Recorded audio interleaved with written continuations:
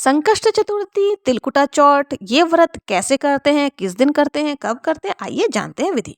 सर्वप्रथम एक पाटा ले लेना है। पाटा छोटा बड़ा कैसा भी आप ले सकते हो। उसको गंगा जल लेकर के थोड़ा सा शुद्ध कर लेना है।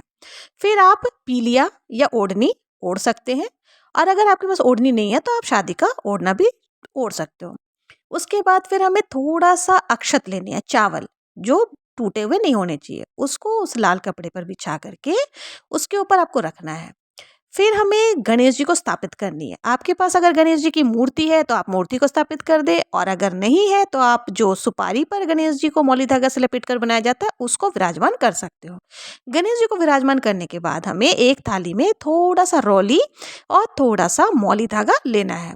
फिर हमें तिल, गुड़, जो कि इसमें सबसे विशेष होता है, उसको लेने हैं।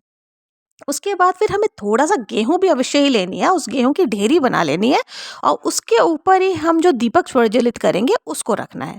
और ये जो गेहूं होता है ना, इसका बहुत ही ज्यादा महत्व होता है। यहाँ तक कहा गया है कि चतुर्थी की कथा में लिखा गया है कि चौथ माता के व्रत में इसका वर्णन किया गया है कि जो ये आखा दाना होता है ना, जो पूजा में रखा जाता है, उस आखा दाना को पूजा के बाद हमें संभाल करके रख देनी चाहिए।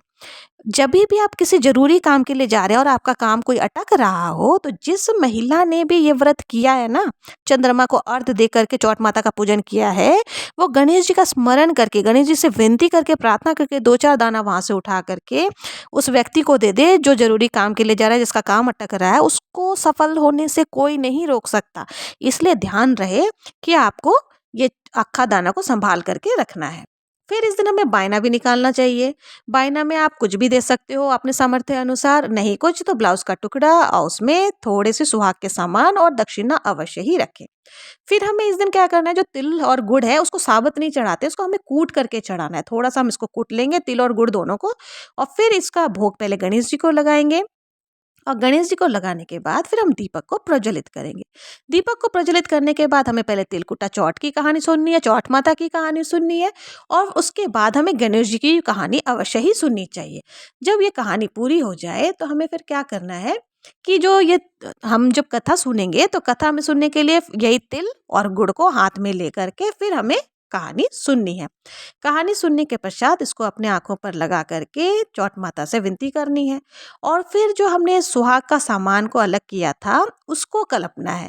उसको कैसे हम लोग करेंगे, थोड़ा सा अक्षत ले लें, थोड़ी सी रोली ले लें, और फिर आप जो उस दिन दिवस है वो बोल करके कि हे चौथ माता, मैं आपके स्वरूप में ये कलप रही हूँ, इसको आप स्वीकार करें, हमारे घर में सुख शांति समृद्धि बनी रहे। और फिर ये आपको किसी, आपकी अगर सासू माँ है तो सासू माँ को दे दें, अगर सासू माँ नहीं है तो आप किसी ब्राह्मण को दे सकते हो, और नहीं तो आपके घर में जो भी बुजुर्ग महिला हो उनको दे सकते हो, लेकिन वो सुहागन होनी चाहिए, उनको आप पैर छू करके ये बायना दे देना है। और फिर आप जो ये तिलकुटा चौथ का जो तिलकुट आपने बनाया था कूट करके, उसको हाथ में लेकर के सूर्य देव को अर्घ देनी है कथा के पश्चात। इसकी कथा दिन में सुनी जाती है। सूर्य देव को अर्घ देने के बाद थोड़ा सा तिल और जो गुड़ आपने कूट कर रखा है उसको रख लेने हैं। जब शाम को जोत लोगे तो चंद्रमा को अर्घ देते समय भी इसी को काम